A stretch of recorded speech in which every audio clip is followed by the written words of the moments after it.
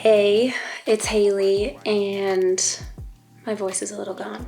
I'm making this video because I wanted to tell this story in my own words of just where I've been at health-wise for the last month and kind of what I've gone through and what the story is here. I think, as some people know, a lot of people know, or you may not know, I had like a very scary incident on March 10th. Basically, I was sitting at breakfast with my husband, having a normal day, normal conversation, and we were in the middle of talking.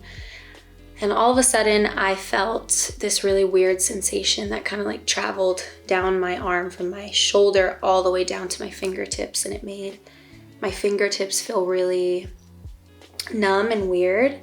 And I was sitting there and I was kind of going like this, trying to figure out like what the sensation was and where it was coming from. And Justin was like, "Are you okay?" And I just didn't respond because I wasn't sure. And then he asked me again, and when I went to respond, I couldn't speak. The right side of my face started drooping. I couldn't get a sentence out. Everything was coming out like, not even jumbled, just like couldn't get any of the words out. So obviously immediately I thought I was having a stroke, like a full-blown stroke.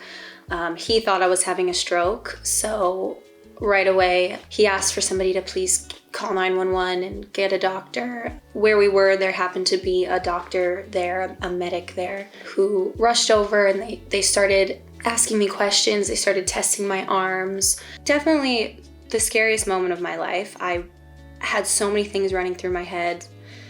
The number one thing being, I'm having a stroke. I'm really scared. I don't know what's going on. I don't know why this is happening. Am I gonna have permanent issues from this? Like, so many things were running through my head that were really freaking me out and really, really, really scaring me. The facial drooping lasted for probably like 30 seconds, maybe a little bit more. I couldn't see myself, of course, so I don't really know, but I do know that it like subsided fairly fast. And so they were asking me questions, and do you know where you are? Do you know your name? And I knew all of the answers in my head, but as soon as I would try to say it, I just could not get it out. It was like my tongue and my mouth just could not form the sentences and the responses. So obviously that was really, really scary. So I got up. I could walk totally fine. At that point, it was really just like the speech issue. Went back to my house, waited for the ambulance to come. At that point, speech started to come back a little bit. Got in the ambulance to the hospital. There was actually a funny moment where they were calling into the hospital to explain what they were bringing in, and they were like, "I have a 30-year-old female," and I was like, "I'm 25. I had to make sure that they weren't going to age me 5 years for no reason, you know? And I noticed that when the speech came back and I felt like I could talk, as soon as my anxiety would like settle in or hit me, it would make my speech feel funny again.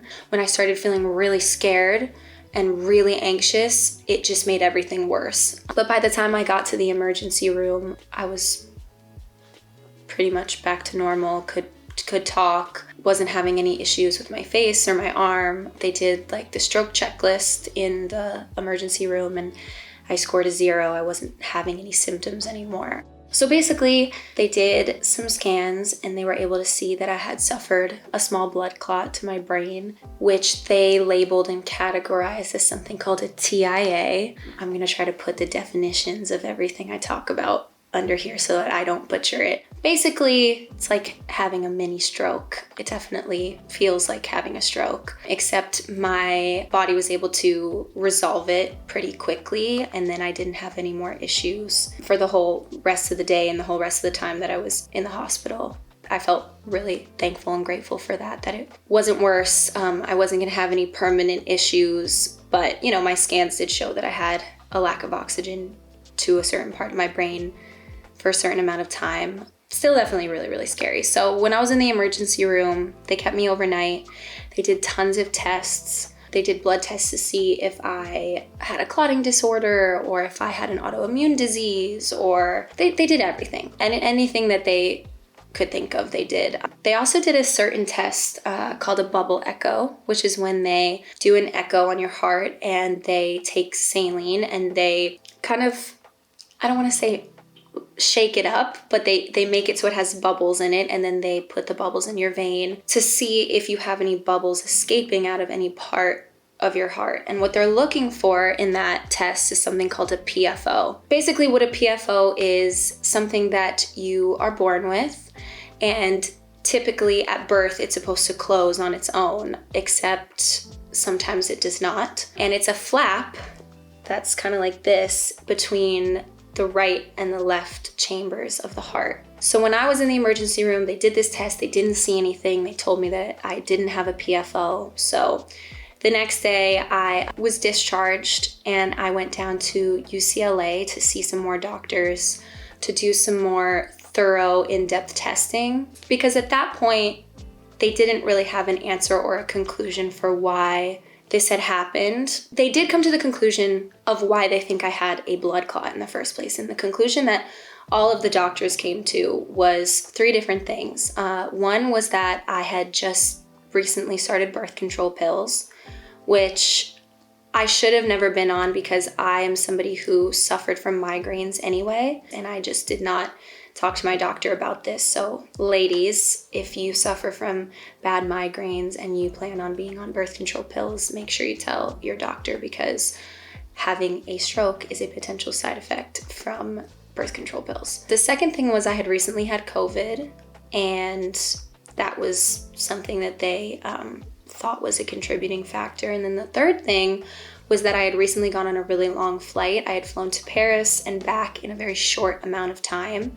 And I slept through the whole flight both ways, didn't get up and move around, never thought about wearing compression socks. So basically, all of the doctors came to the conclusion that it was a perfect storm that led to me having a small blood clot, and that was the conclusion. So they still didn't know necessarily how the blood clot traveled to my brain. So when I went down to UCLA, we did some more in-depth testing.